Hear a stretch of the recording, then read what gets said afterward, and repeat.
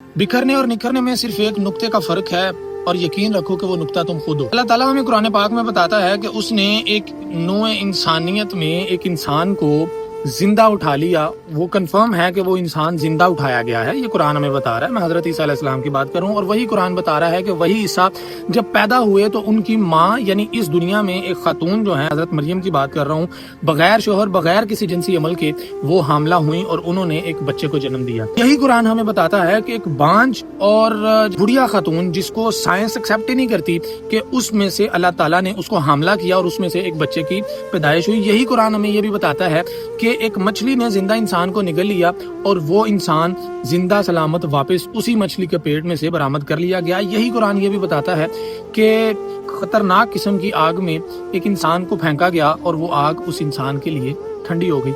ये भी इसी कुरान ने बताया है। और यही कुरान ये भी बताता है कि एक बाप ने अल्लाह ताला के हुक्म से एक बेटे की गर्दन पे छुरी चलाई और वो छुरी चली ही नहीं, उस छुरी के चलने के अमल से वो बेटा ज़बह ही नहीं हुआ।